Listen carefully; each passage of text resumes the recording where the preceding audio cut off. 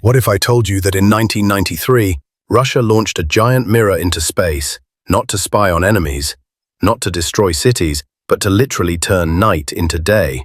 This is the insane true story of how the Soviet space program tried to play God with the sun itself. Picture this. It's 1993. The Soviet Union has collapsed. Russia is broke, desperate, and their Arctic cities are plunged into months of darkness every winter. But one brilliant engineer had an idea so audacious, so insane, that it captured the world's imagination. His name was Vladimir Siromyatnikov, and he wasn't just any scientist. This was the man who helped put the first human in space, who designed the docking systems that connected American and Russian spacecraft during the Cold War. And now he wanted to harness the power of the sun itself. The plan? Launch massive mirrors into orbit that could redirect sunlight to illuminate entire cities. Imagine football stadiums of light, beaming down from space, turning the frozen darkness of Siberia into perpetual day. It sounds like science fiction, but Russia was about to make it reality. But here's where this story gets dark. The idea of space mirrors wasn't Russian at all.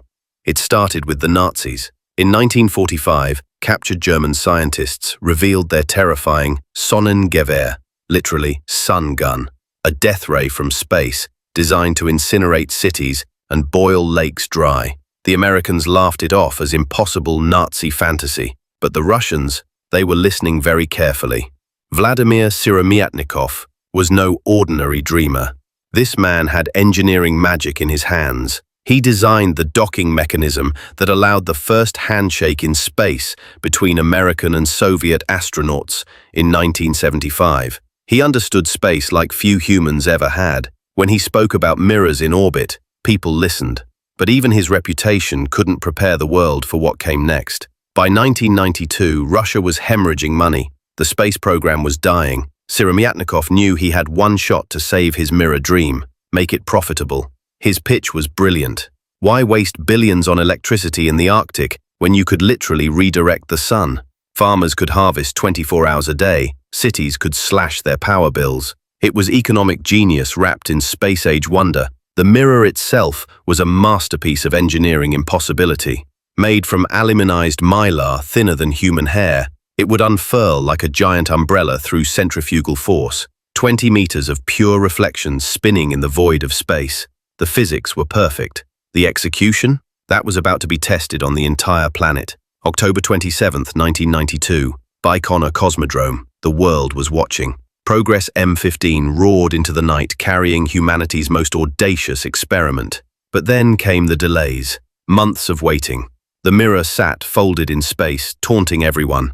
Finally, February 4, 1993. The day Russia tried to become master of the sun. 150 meters from the Mir space station, progress began its deadly dance. Rotating, spinning, the mirror unfurled like a metallic flower blooming in the cosmos. And then, it worked. A beam of concentrated sunlight, bright as the full moon, raced across Europe at 5 miles per second. Switzerland, Germany, Poland, Russia, a spotlight from God himself. But reality hit like a frozen hammer. The light was too weak, too scattered, too fast. What good was a spotlight that raced across continents in minutes? Russian engineers watched their dream illuminate nothing more than confused astronomers and a few lucky Europeans who glimpsed a flash in the clouds. The triumph was also the failure. But Siromyatnikov wasn't finished. This was just the beginning. He envisioned 36 massive mirrors, each 200 meters wide, creating a grid of artificial suns, light 50 times brighter than the moon, illuminating areas 50 miles across. No more electricity bills, no more winter darkness. He was going to rewire the solar system itself. February 5, 1999. Progress undocked perfectly, moved into position flawlessly. The thrusters fired, the spacecraft began to spin. The mirror started to unfurl, and then, in one catastrophic moment, everything went wrong. A single mistaken command: deploy the communication antenna. The thin foil sheets twisted around the metal arms like ribbon around a fan blade. Moscow Mission Control watched in horror as their greatest experiment became a twisted metal sculpture. desperate commands to retract the antenna, frantic attempts to spin the mirror free. But each movement only tore the fragile foil further. Hours of hope dissolved into the cruel vacuum of space. "The mood here is very depressed," they told the BBC. The next day, Znamia 2.5 burned up over the Pacific Ocean, taking with it humanity's boldest attempt to control the sun. Funding vanished. Znamia 3 was cancelled, and in 2006, Vladimir Siromyatnikov died, his dreams of solar sails and space mirrors unrealized. The man who connected nations in space couldn't connect Earth to its own star. But what if it had worked? What if those 36 mirrors had formed their celestial grid? Would we live in a world without energy poverty? Would the Arctic be a garden of perpetual harvest? Or would we have created a weapon more dangerous than any nuclear bomb? The power to control day and night belongs to gods, not governments. Today, companies like SpaceX launch thousands of satellites that streak across our skies like mechanical shooting stars. China tests orbital solar power. Private companies promise space mirrors for clean energy. Siromyatnikov's dream refuses to die. We're still trying to capture the sun, harness its power, bend it to our will, but we've learned the lesson Russia taught us. Space doesn't forgive mistakes. The greatest irony? Russia's space mirror actually worked exactly as designed. It reflected sunlight perfectly. It illuminated the Earth precisely as predicted.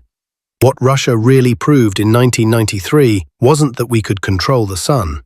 They proved that we already are. Every city light, every screen glow, every LED bulb burning in the darkness. We've been making artificial stars since we discovered fire. Vladimir Siromyatnikov died believing he had failed, but maybe he succeeded in ways he never imagined. He showed us that the greatest human stories aren't about conquering nature, they're about nature conquering us, gently, with lessons wrapped in disaster. Today, when you see sunlight streaming through your window, remember the Russian engineer who tried to steal it from the sky and give it back to the Earth. What do you think? Should humanity try again? Are their dreams too dangerous to chase? Drop your thoughts below, hit that subscribe button if this story amazed you, and remember, we're all just mirrors trying to catch the light.